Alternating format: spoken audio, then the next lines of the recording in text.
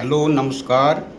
कल से मैंने ये वीडियो बनाने बंद कर दिए थे क्योंकि जितने भी 98% लोग हैं कश्मीरी पंडित हैं वो सोए हैं।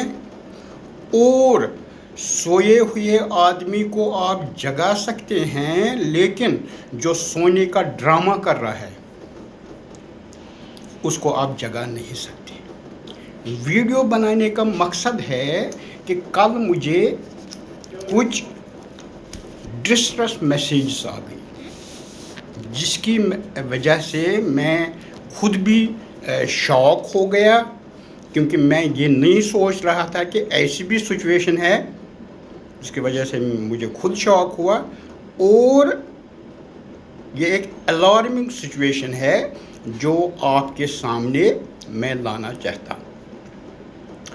कल एक मैसेज मुझे मिली जिसमें एक कश्मीरी पंडित, चाहे वो गाँव का है चाहे वो शहर का है, वो एक मैसेज डाल रहा है, मुझे बोल रहा है। मैं आपको पढ़ा के सुना रहा हूँ क्योंकि कुछ लोगों को हिंदी नहीं आती है, लेकिन मैं एक ऐसा बंदा हूँ जिसको हिंदी भी आती है, जिसको उर्दू भी आती है, जिसको पर्शियन भी आती है, जिसको अरबिक भी आती है, जिसको संस्कृत भी आती है। इसलिए मैं हैंडीकैप नहीं हूँ। उस बेचारे ने हिंदी में मैसेज डाली है, तो मैसेज उनकी क्या रीड कर रही है मैं आपको रीड कराऊंगा, क्योंकि मुझे कोई अब शौक़ नहीं था कोई वीडियो डालने का। क्यों? क्योंकि 2% लोग, उनमें से भी जो अपने आप को गिल्टी कॉन्शियस मानते हैं, चोर की दाढ़ी में तिनका, क्योंकि मैंने किसी पर्टिकुलर आदमी को नहीं बोला, मैं बोल रहा हूँ जितने भी ये प्रेसिडेंट्स है, ट्रस्टीज़ है, चेयरमैन है, कोई लीडर है, ये सब एक पर्टिकुलर सिटी से आते हैं और वहाँ भी एक पर्टिकुलर एरिया से। मैं उनको और उनके चमचों को, उनको ये अर्बन नक्सलाइट्स मानता हूँ, ना कि सारे शहर वालों को। ये मुझे बोलते हैं आप गांव और शहर कर रहे हैं। कौन गांव और शहर कर रहा है? गांव का क्या मतलब है? यहाँ पे गांव का क्या मतलब है? जम्मू आकर, दिल्ली जाकर गांव का क्या मतलब है? मैं गांव और शहर नहीं करता हूँ, गांव और शहर चला गया। मैं उन 2% लोगों की, जो लगभग 100 तक होंगे, वो सारे लीडर शीडर साथ लेकर, और उनके चमचे और उनके बिचौलिए और उनके दलाल जो उन्होंने यहाँ पे रखे, ये उनके लिए हैं। बाकी कोई औरत आती है, कोई लड़की आती है जो मेरी लड़की जैसी है, वो बीच में बोलती हैं, ये उसको उकसा रही हैं। क्यों? क्योंकि मैं एक रिनाउंड आदमी हूँ। मैं चाहे सर्विस में रहा, चाहे सर्विस के बाद आया, मुझे सब जानते हैं कश्मीरी पंडित ऑल ओवर द वर्ल्ड। और किसी को अगर अपना TRP लेना है तो मेरे वीडियो पर वो एक वीडियो बना सकता है, कोई टेंशन नहीं है उसमें।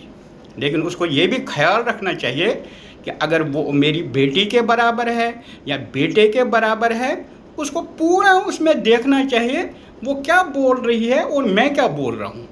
अपने आप को अगर आप गिल्टी कॉन्शियस मानते हो, उसमें गिल्टी फील कर रहे हो, तो आप चुप करके बैठो। जिन लोगों के लिए मैं बोल रहा हूँ वो आइए सामने, अपने आप को एक्सप्लेन करें।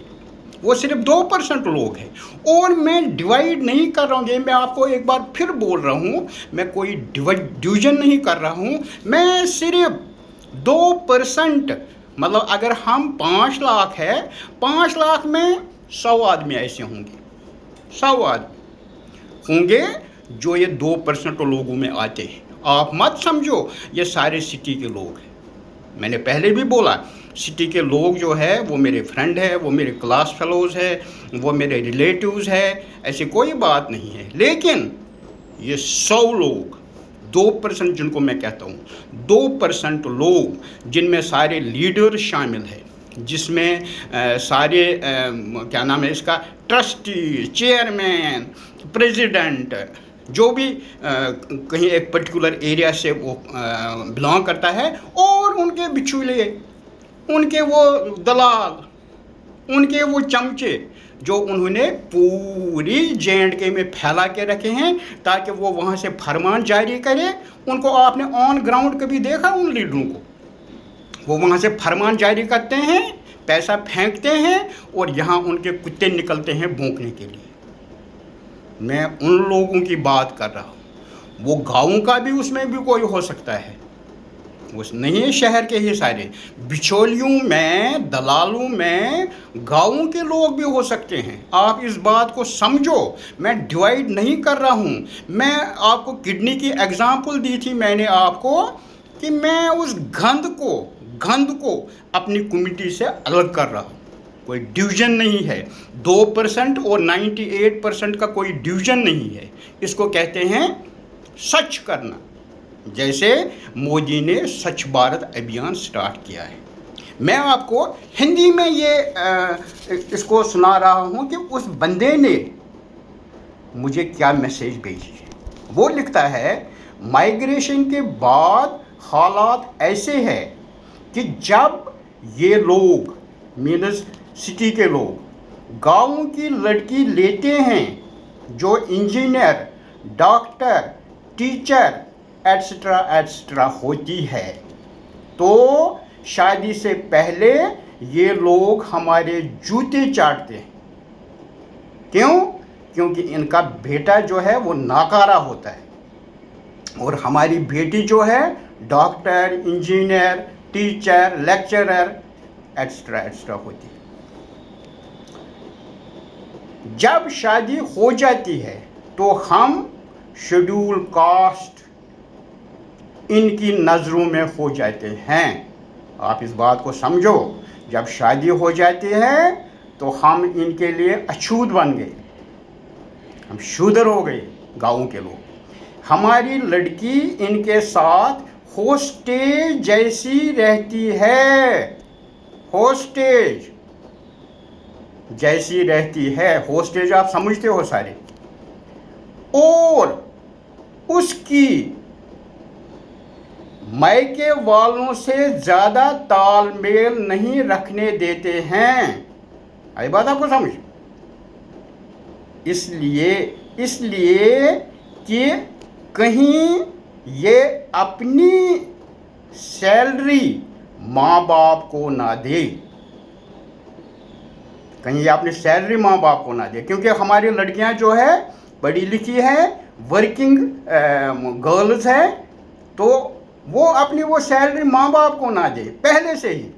अभी एंगेजमेंट नहीं हुई, बस ये स्टार्ट करते हैं उसको बोलना कि सैलरी हमारे अकाउंट में डाल दो।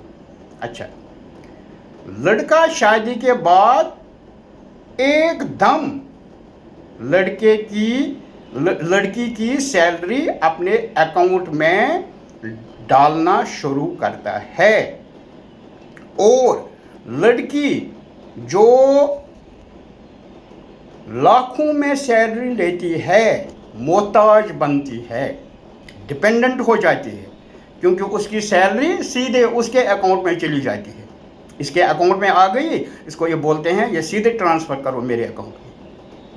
तो जब वो ट्रांसफ़र करते हैं उसके अकाउंट में, उसके पास बेचारी के पास कुछ रहता ही नहीं है।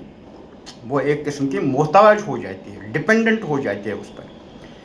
फिर भी माँ बाप प्रूफ बेचते रहते हैं, माँ बाप प्रूफ बेचते रहते हैं। लड़की होस्टेज है ना, क्योंकि उनके लड़के होस्टेज है बेचारी, वो वहाँ पर उनके बीच में फंसी हुई है। प्रूफ नहीं बेचेंगे तो वो उसको ताने देंगे, कोई चीज़ नहीं बेचेंगे तो वो उसको ताने देंगे, उन्होंने भेजे नहीं है। ऐसे ना हो कि उसको हस्बैंड या सास के ताने ना सुनने पड़े। माँ बाप जो है वो प्रूफ उसको भेजते रहते हैं, कोई ना कोई चीज़। जैसे उनकी मैरिज एनिवर्सरी है, गैस भेजा, चूल्हा भेजा, सिलेंडर भेजा। जैसे उस हस्बैंड का बर्थडे है, कपड़े भेजे, सोना भेजा, जो भी भेजा। असल में रूल ये है, कश्मीरी पंडितों में ये रूल है कि जब एक लड़की शादी करती है तो 1 साल तक, जब तक उसके प्रूफ कंप्लीट ना हो जाए 1 साल तक, तब तक वो अपनी सैलरी अपने पास ही रखे या अपने माँ बाप को दे, ताकि वो ये प्रूफ उसके कंप्लीट कर सके। मगर ये ऐसा करने नहीं देते हैं। ये माइग्रेशन के बाद की बात है, माइग्रेशन से पहले जो होता था वो मैंने आपको बताया है। ये मैं शॉक हो गया कि ये माइग्रेशन के बाद भी ऐसी बात है। ये मैं खुद आपको नहीं बोल रहा हूँ, ये मुझे किसी ने मैसेज किया और उसने मुझे बोला है कि इस पर आप विस्तार से कोई ऐसी डॉक्यूमेंट्री बना देना। मैं बना रहा हूँ, तो इसीलिए मैं आपके सामने आया। अच्छा, फिर उस बेचारे ने कंटिन्यू किया है अपने मैसेज को और एक और मैसेज भेजी है। लिखता है, जब लड़के वालों की किसी रिश्तेदार की शादी होती है तो लड़की के माँ बाप को भी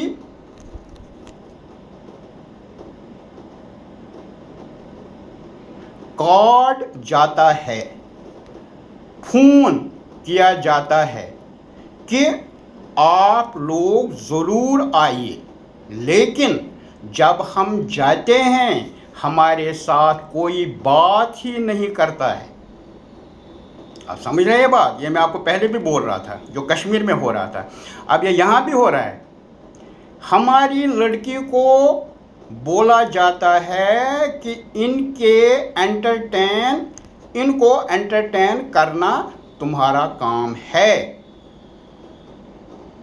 आप समझ रहे हैं बात? लेकिन होस्टेज धर्म निभाने के लिए उसको उनके मेहमानों की सेवा से में बिजी रहना पड़ता है।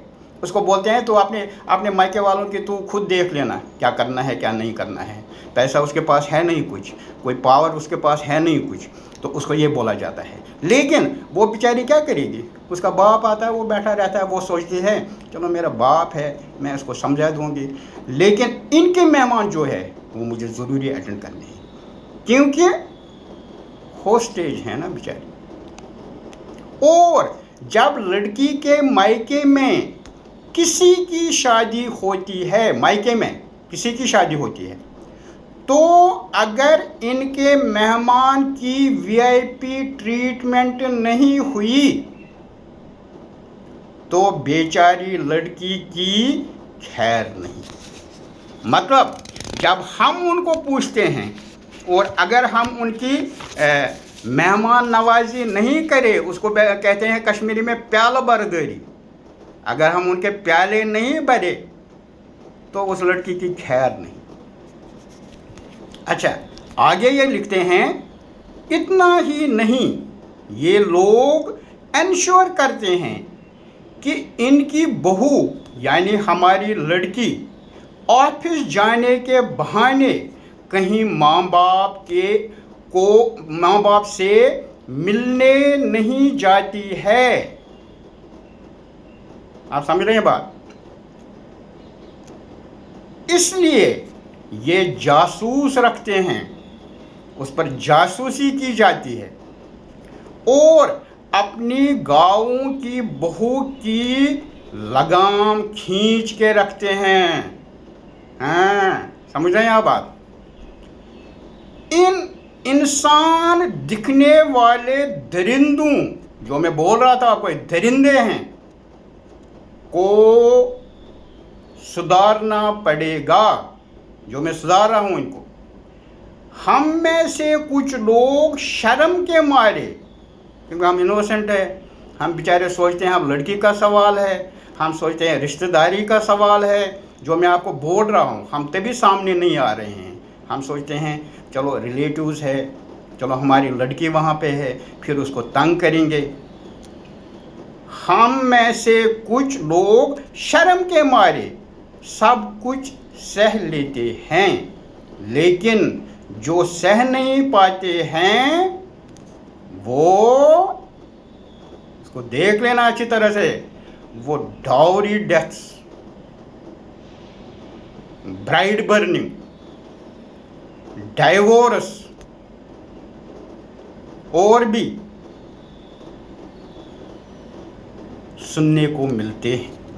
मतलब मजबूर हो जाते हैं वो सुसाइड करने के लिए, अपने आप को जलाने के लिए, डावरी पर, कि उन्होंने नहीं लाई है डावरी, और वो आगे नहीं चला रहे हैं इस काम को, डावरी को। अब मैं आपको एक बात बताना चाहता हूँ। इसमें एक कमेंट आ गया है, कमेंट ये आ गया है कि गाँव के लोग जो है वो इतने सुधरते क्यों नहीं है। तभी मैं बोल रहा था कि अगर एक सोया हुआ आदमी है उसको हम जगाने की कोशिश करेंगे तो वो जग जाएगा, लेकिन अगर कोई ड्रामा कर रहा है सोने का तो उसको आप क्या करोगे। उसने कमेंट लिखा है कि हम अपनी बेटियों को पढ़ाएं लिखाएं, डॉक्टर बनाएं, इंजीनियर बनाएं, लेक्चरर बनाएं, लेकिन जब उनकी शादी करें देख धूक के करें और अवॉइड करें इन जैसे लोगों में देने के लिए, बहुत ही देख के करें। चाहे आपको अपनी लड़की देनी है या फिर इनसे लड़की लेनी भी है, उसमें आप बहुत ही केयरफुल रहें, पूरा देखें लड़का क्या कर रहा है, क्योंकि ये झूठ मूठ की टेवे भी बनाते हैं। देखिए, किसी को दिए कोई पैसे, उसको बोला ये डेट है और ये डेट है, वो टेवा बना देगा। उसमें क्या है, टेवा भी ये मिलाएंगे। जब हमारी डॉक्टर लड़की होगी, इंजीनियर लड़की होगी, केएस लड़की होगी, लेक्चरर लड़की होगी, टीचर लड़की होगी, पढ़ी लिखी होगी, तो उसके लिए ये कुछ भी कर सकते हैं। जैसे वो बंदा बोल रहा था ये कि ये हमारे जूते भी चाटते हैं उस वक्त, लेकिन जो ही शादी होती है तो हम हो जाते हैं शेड्यूल कास्ट, हम अछूत बन जाते हैं। तो ये इन लोगों को, इन 2% तुच्छ लोगों को जो ऊंची ऊंची पोजीशंस पे बैठे हुए हैं, जो ये अभियान चला रहे हैं, जो अपने आप को गिल्टी कॉन्शियस फील कर रहे हैं, मतलब मेरे वीडियो पर कोई और वीडियो करके कमेंट्री डालता है, क्यों? इसका मतलब वो गिल्टी कॉन्शियस है, इसका मतलब उसने ऐसा किया है।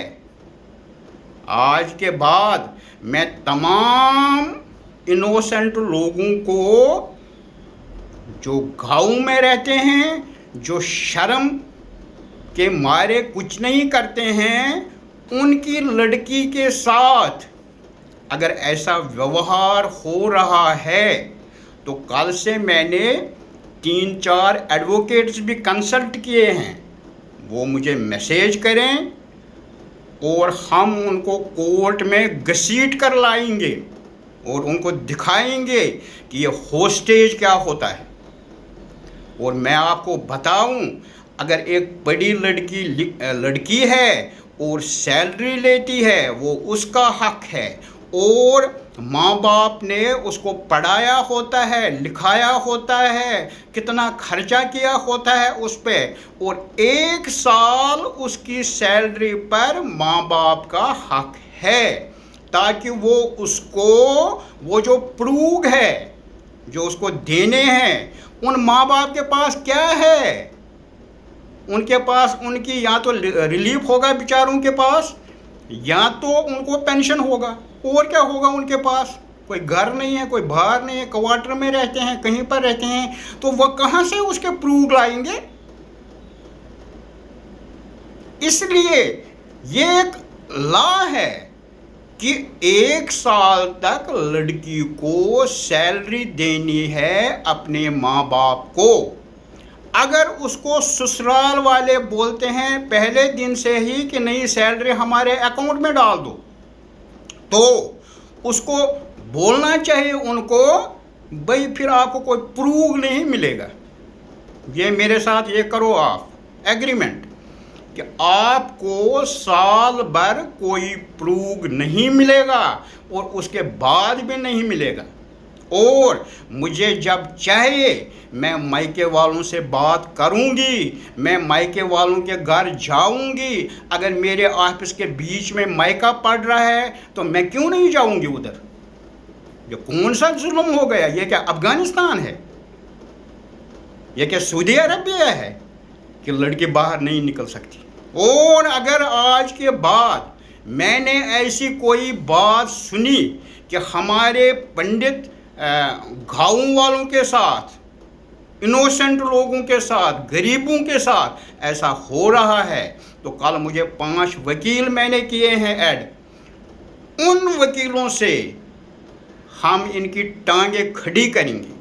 और मैं उन अपनी बेटियों को, अपनी बहनों को बोलना चाहता हूँ, अगर कश्मीर में भी या यहाँ पे आपके साथ कोई जुल्म हो रहा है तो आप सीधा मुझे व्हाट्सएप कर दीजिए और दूसरे दिन देखें उन लोगों की क्या खैर होगी, मैं क्या खिदमत करूँगा उनकी। और मैं उनको ये भी बताना चाहता हूँ कि आप एक बार कोर्ट में अपना केस दायर कर दीजिए, आपको वकील की कोई ज़रूरत नहीं है, आपको सरकारी वकील मिलेगा। फिर भी अगर वकील आपको ज़रूरत होगा तो मैं आपको वकील दूंगा। मैं थैंक यू सो मच। नमस्कार।